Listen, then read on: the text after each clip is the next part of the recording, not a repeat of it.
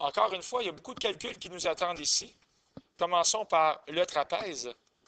Première étape, on a la forme symétrique. Donc, si on a la forme symétrique, c'est pour bien comprendre qu'on a des points gratuits. Et ces points gratuits-là, étant donné que c'est écrit x sur 5, on va avoir le point 5, 0. Puis, je l'écris ici, on a le point 5, 0. Et on a aussi 0, moins 2, qui est ici. Voilà. Je vais avoir des points de rencontre à trouver, hein, les points P et Q. Et pour trouver les points de rencontre, on a besoin de trouver l'équation des droites. Alors, toi, j'ai besoin de ton équation, et toi aussi, j'ai besoin de ton équation. Ce que je sais, c'est que le taux de variation, étant donné qu'il y a un angle de 90, va être l'inverse et l'opposé du taux de variation du segment MN. Alors, le taux de variation du segment MN, taux de variation segment MN, bien, ça va être, lorsque X bouge de 5, Y monte de 2, ça va vraiment être 2 cinquièmes. Alors là, je vais vite un peu, mais vous pouvez y aller avec la formule, hein, Y2 moins Y1 sur X2 moins X1. Donc, le taux de variation du segment MO et du segment NP vont être moins 5 demi. Alors ici, c'est Y est égal à moins 5 demi X plus B.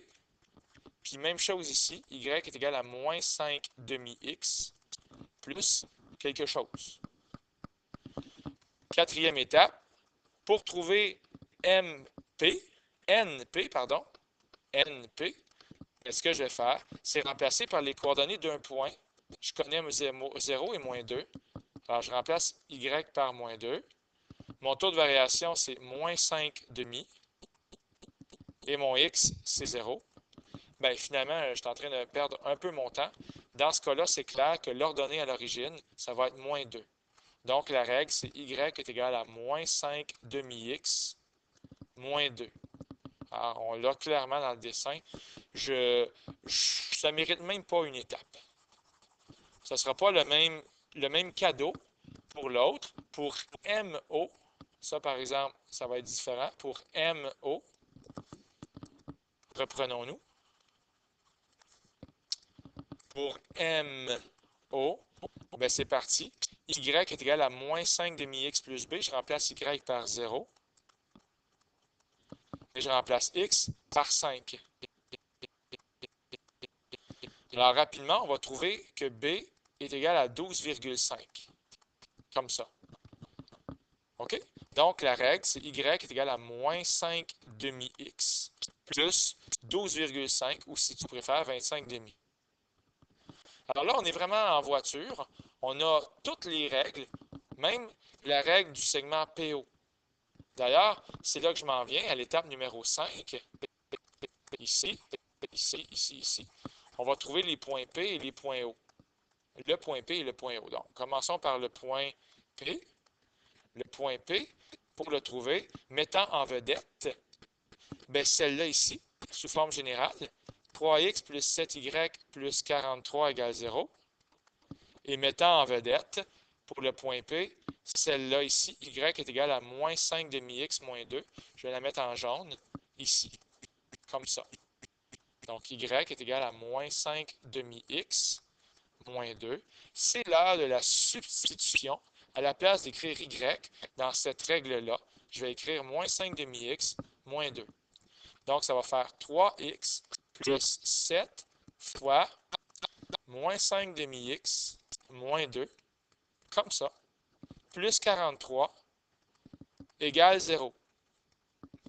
Donc, ça va faire 3x, je ne sais plus trop où l'écrire, je pense que je vais aller l'écrire ici. 3x plus, ou en fait pas plus, mais 3x moins quoi?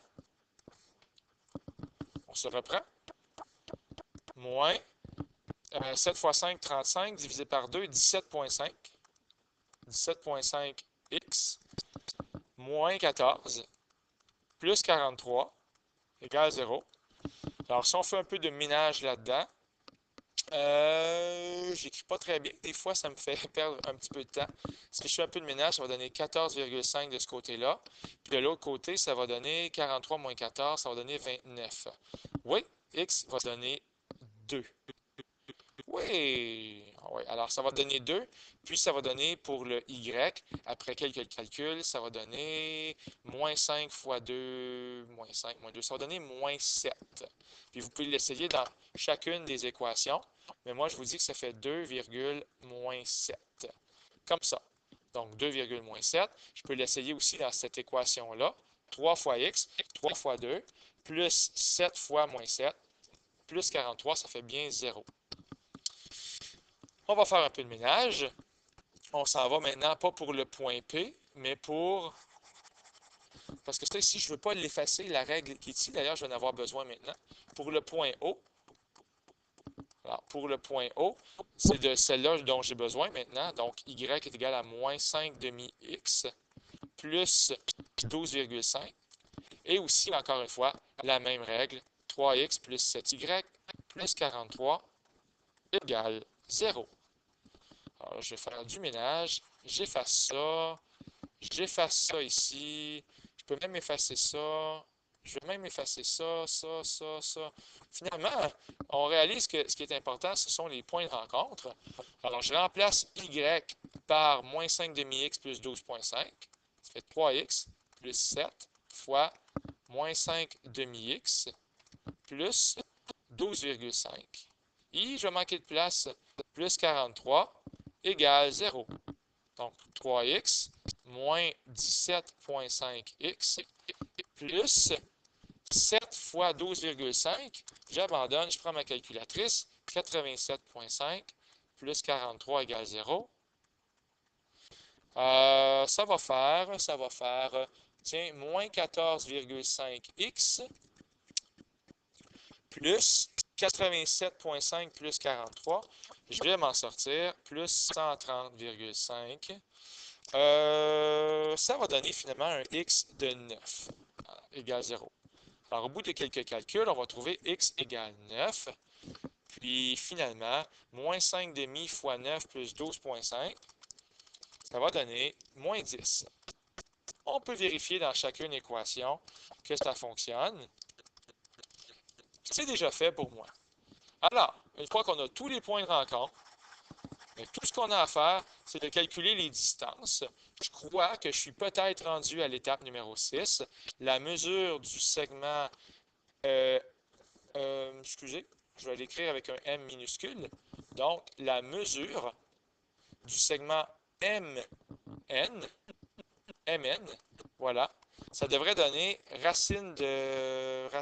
vais vite un peu, je vote pour racine de 29. Pour la mesure du segment MO, je vote pour racine de 116. Donc, je vais très rapidement. Je suis désolé. Je ne veux pas que la vidéo soit trop longue. La mesure de NP, ça ici, moi, je vote pour... ça fait beaucoup de votes, hein? Je vote aussi pour racine de 29. Donc, si je ne suis pas dans le champ, l'aire de mon trapèze, ça va être grande base, racine de 116, plus petite base, ici, racine de 29. Est-ce que ça se fait, ça? Je pense qu'on va y aller vers la distributivité. La distributivité, ça veut tout simplement dire que je vais faire racine de 116 fois racine de 29, ce qui va faire racine de 3364. Et là, on va avoir une belle surprise, parce que ça fait 58. Plus racine de 29 fois racine de 29, ben, ça fait racine de 29 fois 29. Là, je perds un peu mon temps, parce que ça fait racine de 841, mais dans le fond, ça fait 29. Et tout ça divisé par 2. Donc, la réponse finale, 58 plus 29, divise. Bon, il y a peut-être eu une coupure dans la vidéo, mais ça fait bien 43,5 unités carrées pour le gentil trapèze ici, rectangle. OK?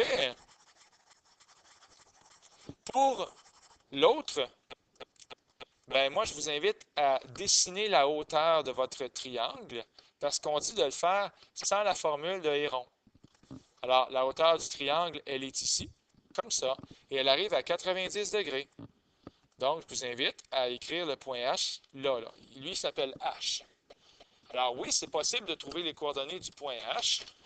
Alors, si je fais ça très rapidement, le taux de variation du segment IK, j'aime ça dire ça, IK, le taux de variation du segment IK, ça devrait donner Y2 moins Y1 sur X2 moins X1, et ça devrait donner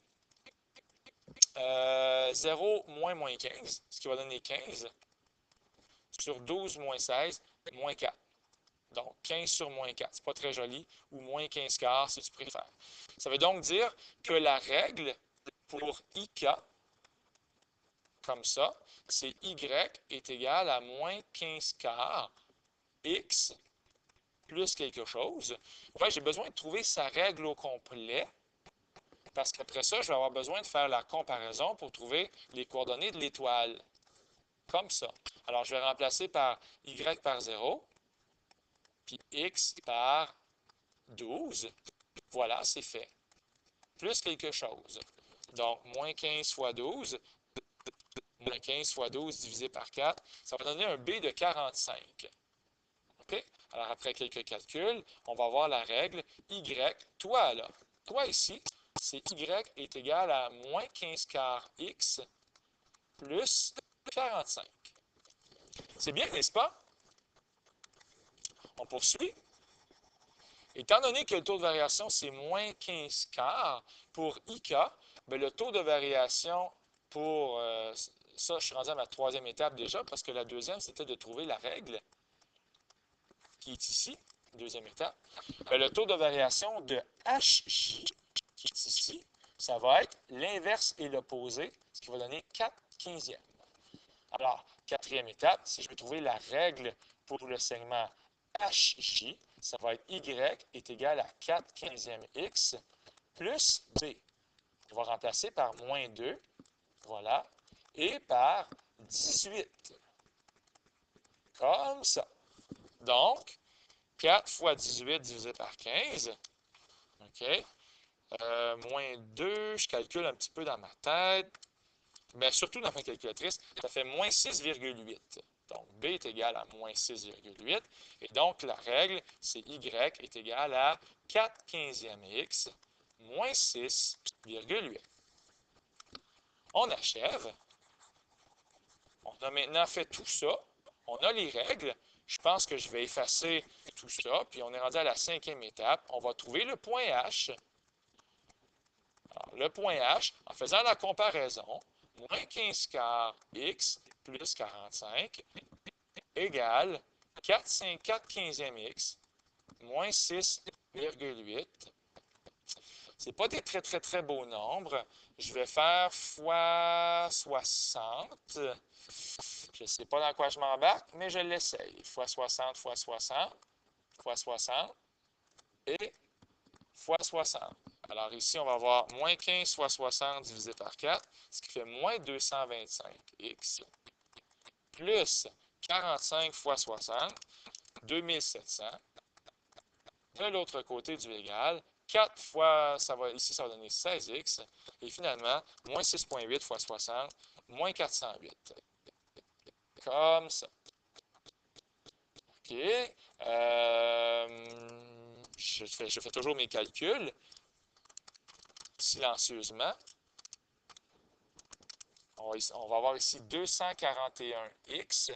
Et de l'autre côté, 2700 plus 408, ça donne-tu 3108. Et là, je commence à avoir peur. J'espère que ça va donner des nombres ronds. Là, ça ne donne pas des nombres ronds du tout, du tout, du tout. Ça va donner x qui est égal à 12,89. Je suis très, très triste.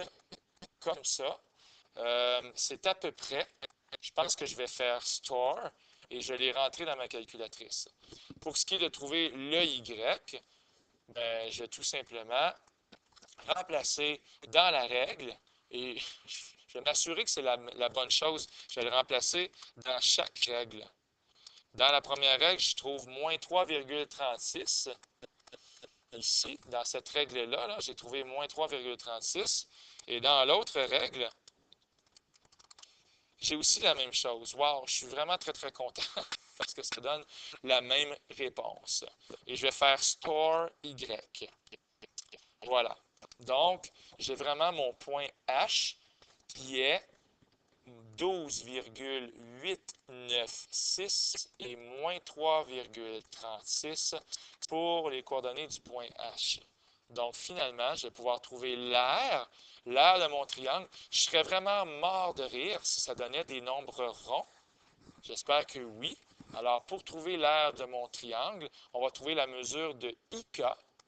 J'ai-tu dit que j'aimais ça, dire la mesure de IK avec la formule de la distance? Ça va donner la racine carrée de 241. C'est fait. Et la formule pour HJ, la distance, pardon, pour HJ, là, je vais vraiment me servir de mes boutons Store que j'ai utilisés tantôt. Je vais faire 18 moins X parce que j'ai storé ça. Je m'excuse pour l'anglicisme. J'ai stocké dans la variable X cette valeur-là. Je vais faire 18 moins X. Je le mets au carré. Je vais également faire moins 2 moins Y qui est moins 3,36. Je suis en train de tout pitonner ça. Je mets ça au carré. Puis voilà. Je fais la racine de... Ça va donner la racine de 27,9 environ.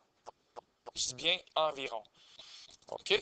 Ce qui va donner 5,28. Environ 5,28. Je crois que je vais mettre ça dans la lettre H. Alors, finalement, on va faire l'aire du triangle. Bien, ça va être racine de 241 fois le fameux 5,28 divisé par 2. Et là, je suis encore naïf au point de croire que ça va peut-être donner un nombre rond. Ah ben, derrière ce rire se cache un professeur satisfait. 41 unités carrées, pile, exactement là. Wow! J'ai dit que j'étais fou comme un balai, c'est fait.